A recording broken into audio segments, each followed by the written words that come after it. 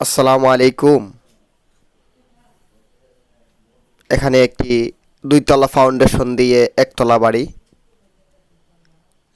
তো ওই বাড়িটি করতে কত টাকা খরচ হয়েছে, বা আপনি যদি ওই রকম একটি বাড়ি করতে চান কত টাকা খরচ হবে, তো যদি আমার ওই ভিডিওটি দেখেন তাদের মোটামুটি একটি ধারণা হবে যে ওই রকম একটি বাড়ি করতে কত টাকা লাগে। তো আমরা সবসময়ই চেষ্টা করি যে কাজগুলা করি, এটা যত টাকা খরচ হয়েছে ওইটাই সঠিক, যে হিসাবটা ওই হিসাবটাই আপনাদের দেখানোর চেষ্টা করি। তো অনেক জায়গায় অনেকে ফোন করে বলেন যে ভাই এতটুকু জায়গার উপর কত টাকা লাগবে একটি বাড়ি করতে। তো আমরা কিন্তু যে হিসাবটা দেই, হয়তো আপনার চাহিদার উপর নির্ভর করে খরচটা একটু কম বেশি হতে পারে। তো আমরা সবসময় সঠিক যেটা ওইটাই বলার চেষ্টা করি। আর আপনারা একটা জিনিস খেয়াল করবেন যে বাড়ি যারা করবেন, মূলত একটি বিল্ডিং যখন একজন রাজমিস্ত্রি বা কন্ট্রাক্টরকে দিয়ে আপনি কাজটা করাবেন, সবচেয়ে বড় কথা হলো যে কাজের ফিনিশিং বা কাজের কোয়ালিটি, কাজের ধরন, ওইটাই কিন্তু সবচেয়ে বড় কথা। আপনি অনেক টাকা দিয়ে ড্রয়িং করাইলেন, তারপর ভালো ভালো মাল লাগাইলেন, ভালো জিনিস লাগালেন, সব কিছুই ঠিক আছে, কিন্তু কাজ যদি আপনার ভালো না হয় তাহলে কিন্তু ওই মাল যে বেশি লাগালেন বা ভালো লাগালেন ওইটার কিন্তু গুরুত্ব থাকে না। আরেকটা বিল্ডিং হয়তো অনেকে ভাবেন যে আমি কিভাবে করব, কিভাবে করলে ভালো হবে, বা এইভাবে করলে হয়তো বা ভালো হবে। আসলে ওই ডিসিশনটা নেবেন না, আপনি যেইটাই করবেন আপনি একটা ডিসিশন নেবেন যে আমি এইভাবে করতে চাই বা এইভাবে করব, তাইলেই কিন্তু সবচেয়ে ভালো হয়। এখন আপনি হঠাৎ করে একটা দেখলেন যে আমি ওইটা প্রয়োজন, আমি এই ডিজাইন করব না ওই ডিজাইন করব, তাহলে কিন্তু এখানে সমস্যা হয়। আরেকটা জিনিস হলো আপনি যেইভাবেই করেন কাজটা যদি ভালো করে ফুটিয়ে তুলতে পারেন, এটাই কিন্তু সবচেয়ে বড়। যেমন ওইটার মতোই করতে হবে এরকম কোনো কিন্তু না ভাই।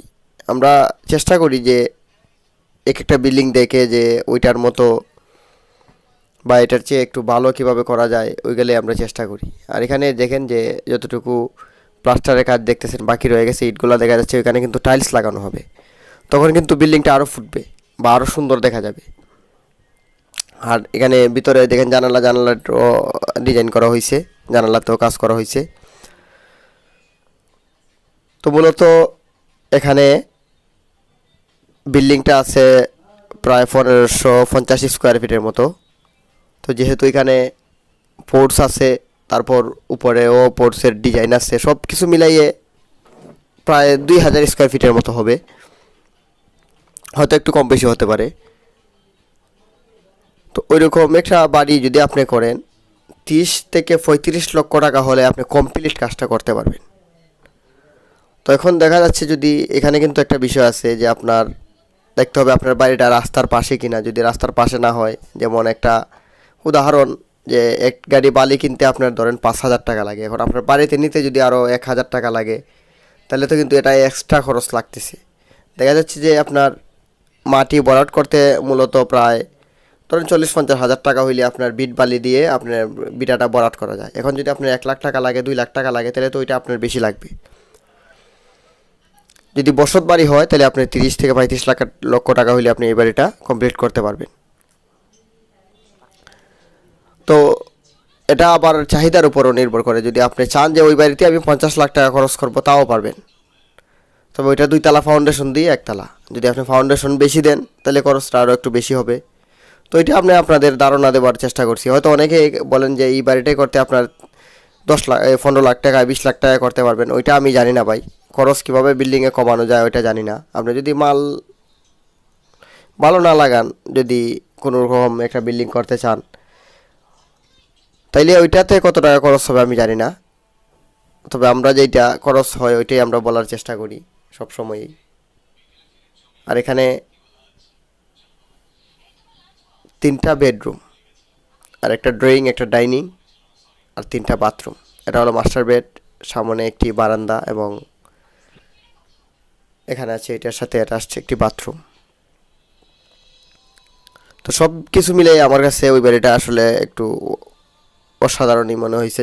যাদের ছোট্ট ফ্যামিলি তারা ওইরকম একটা বিল্ডিং করতে পারেন, যাদের 3 রুমে একটা বাড়ি করা দরকার। তো তাদের ওইরকম একটি বাড়ি করলে আমার মনে হয় যে দেখলে আপনাদের হয়তো পছন্দ হবে। আর একটা বিষয় হলো যে বিল্ডিং সবসময় আপনার রং করার পর কিন্তু বিল্ডিংটা সুন্দর হয়। যখন আপনি রং করবেন একটা বিল্ডিং, দেখবেন যে অনেক গুণ বিল্ডিংটা ফুটে। আর যদি আপনি রং না করেন তাহলে বিল্ডিংটা আসলে যে কতটুকু সুন্দর বা সুন্দর হয়েছে এটা বোঝা যায় না। আসলে রঙের উপরেই কিন্তু অনেক কিছু বিল্ডিংয়ের ডিপেন্ড করে। এটা হলো কিচেন রুম, এটা পিছনে একদম পিছনে কিচেন রুমটা। আর এখানে ড্রয়িং রুম, ড্রয়িংয়ের সাথে একটা ডাইনিং রুম। তো এখানে আরও একটি বেডরুম। তো যাদের ওই রকমভাবে করতে চান এভাবে করতে পারেন। আর যদি আপনি আরও ওইটাকে চেঞ্জ করে যে রুমের ভিতরটা সামনের ডিজাইন ঠিক রেখে আমি রুমের ভিতরে আরও রুম একটা বাড়াবো, 4টে রুম করব, এটা আপনার ব্যক্তিগতভাবে করতে পারেন, কোনো সমস্যা নেই। তবে আমরা যে ভিডিওগুলো আপনাদের দেখাই যাতে আপনাদের একটি ধারণা হয় যে কোন জায়গায় কী করলে ভালো হয় বা কীভাবে করলে ভালো হবে।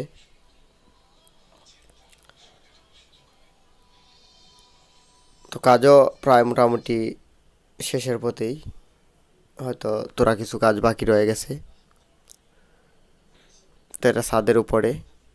তো ছাদের উপরে অনেক সময় দেখা যায় রড থাকে, ওইগুলোকে আপনি কলাম ঢালাই করে রাইখা দিবেন, তাইলে রডগুলো জং ধরবে না আর দেখতেও সুন্দর লাগবে। না হয় অনেক সময় দেখা যায় বাচ্চা কাচ্চা আইসা ওই যে পিলারের রডগুলো থাকে ওইগুলোতে টানাটানি করে ভাঙা ফেলায়। তো সেক্ষেত্রে আপনি যদি ঢালাই করে রেখে দেন ওইটাতে বসাও যাবে বা এটাতে দেখতেও সুন্দর দেখা যাবে।